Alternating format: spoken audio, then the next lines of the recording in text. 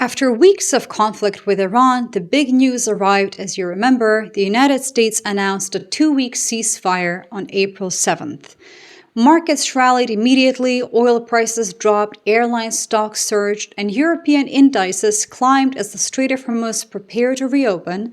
But while most world leaders issued standard diplomatic statements welcoming the pause in fighting, Spain's Prime Minister Pedro Sánchez chose a different approach. He said, and I'm quoting, "Ceasefires are always good news, especially if they lead to a just and lasting peace, but this momentary relief cannot make us forget the chaos, the destruction, and the lives lost." Sánchez posted this on social media, but then came the kicker. I'm quoting again. "The government of Spain will not applaud those who set the world on fire just because they show up with a bucket." The statement landed hours after Trump threatened to sever all trade ties with Spain for refusing to let the US use Spanish territory or airspace during strikes on Iran. When a NATO ally publicly refuses to participate in American military operations, faces economic threats from Washington, and then delivers one of the most cutting diplomatic rebukes in recent memory, that is not just geopolitical theater. It's a signal about how European governments are recalibrating their relationship with the United States, and the markets are watching. First, let's establish what Spain actually did and why it drew Trump's fury. Spain's government refused to allow 2 jointly operated military bases on its territory to be used in US strikes against Iran. Those bases, Rota and Moron, are jointly operated by Spanish and American forces and serve as critical logistical hubs for US operations in the Mediterranean and Middle East.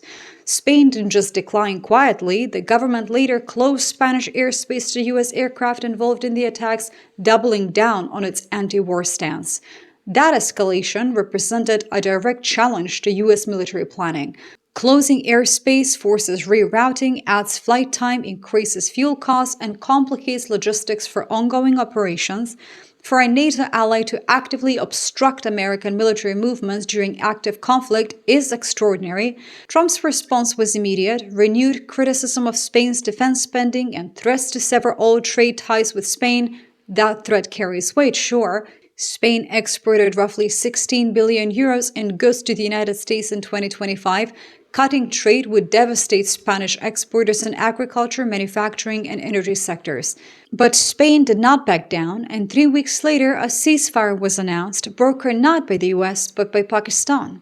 If understanding how public statements from leaders signal deeper institutional shifts sounds useful, check out my book, Awake: The Practice of Critical Thinking in an Age of Self-Lies, available in ebook and audiobook. Subscribers get 10% off, and you can grab the first chapter for free in the description links below.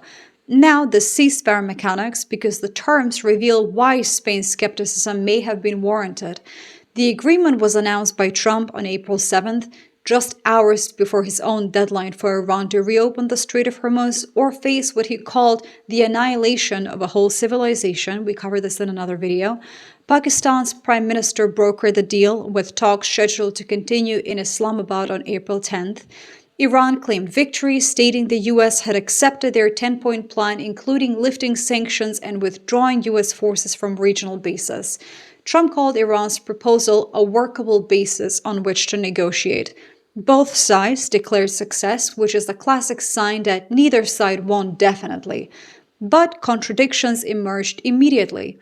Israel's Prime Minister Benjamin Netanyahu welcomed the ceasefire but insisted it does not apply to Lebanon, where Israeli forces continue operations against Hezbollah. Pakistan's Prime Minister stated the ceasefire includes Lebanon. The mediator himself and one of the combatants cannot even agree on what the ceasefire covers. J.D. Vance described the ceasefire as a fragile truce, which is diplomatic language for "this could collapse at any moment." Spain's Foreign Minister José Manuel Álvarez stated, I'm quoting, "We have come close to catastrophe as humanity," referring to Trump's threat to annihilate an entire civilization if Iran didn't comply. That phrasing, "close to catastrophe," signals just how European officials view the escalation: reckless, dangerous, and avoidable.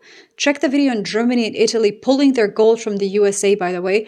European institutions are systematically reassessing American reliability across multiple dimensions. Now the economic reaction, because markets responded to the ceasefire announcement with immediate relief, and European stocks led the rally. Air France share surged 14.5%, Lufthansa climbed 11%, British Airways owner IAG rose 9.5%, and holiday group TUI gained nearly 12%. Airlines are the most direct beneficiaries of ceasefire. Fuel costs drop, flight routes normalize, travel demand recovers. Oil prices plunged as the Strait of Hormuz prepared to reopen. The strait had been effectively closed since late February, blocking roughly 20% of global oil supply. Reopening that choke point immediately eases supply constraints and reduces price pressure. Spain's stock market, which had fallen nearly 8% since the conflict began, rallied on the ceasefire news as well. Spanish equities are heavily weighed towards tourism, energy, and consumer sectors, all sensitive to Middle East instability and oil price volatility. The ceasefire definitely provided immediate relief. But here's where Spain's position becomes very interesting. Spain refused to participate in the military operation, faced economic threats from the US, and then watched European markets rally when the operation paused. The economic logic of Spain's refusal becomes a little clearer here. Participating in the conflict risks prolonging it, and prolonging it hurt European economies more than it helped. Watch the video on the US private credit crisis that could actually trigger the next recession, because economic vulnerabilities often emerge when geopolitical risks intersect with financial fragility. Now the diplomatic reaction, because Spain was not alone in welcoming the ceasefire while refusing to praise the approach that preceded it. European Commission President Ursula von der Leyen welcomed the ceasefire, stating it brings much-needed de-escalation. French President Emmanuel Macron called it a very good thing and emphasized that it should extend to Lebanon. UK Prime Minister Keir Starmer described it as a moment of relief to the region and the world. Notice the pattern? European leaders welcomed the pause, but none praised the strategy that created the crisis in the first place, and that restraint is deliberate. Praising Trump for enabling a conflict he initiated would legitimize the approach. European leaders are essentially signaling here, we support peace, but we don't endorse the path that made peace necessary in the first place. Spain's Foreign Minister Alvarez went even further, stating that ceasefire must extend to Lebanon and emphasizing diplomacy, negotiation, and international law are the only path to lasting peace. The language, international law, is pointed here. It implies the preceding military operations violated international law, and Spain is advocating for a return to legal frameworks the US bypassed this time.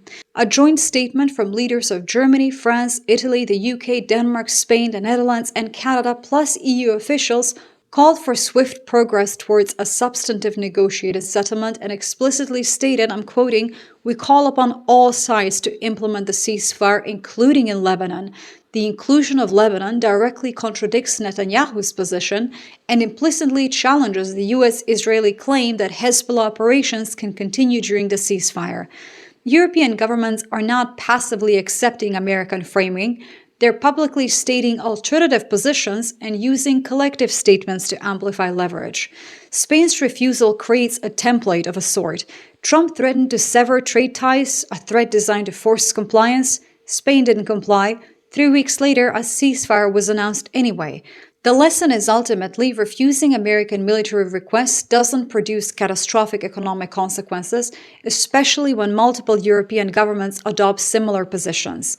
European markets rallied on ceasefire news. Spanish tourism, energy, and manufacturing sectors benefit from regional stability. Spain avoided the cost of participation while reaping the benefits of peace.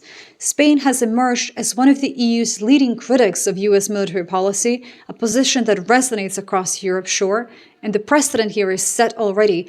A NATO ally can refuse American operations, face threats, and survive politically and economically. Threatening other European governments risks accelerating the very distancing the US wants to prevent. And the fragility of the ceasefire validates Spain's skepticism, I think. Pakistan's prime minister already reported violations of the ceasefire agreement. Israel continues strikes in Lebanon despite Pakistan's claim that Lebanon is covered. Iran retains control of the Strait of Hormuz under military supervision, not an open waterway, but a conditionally accessible one. The 2-week timeline, I think, suggests neither side expects this to last.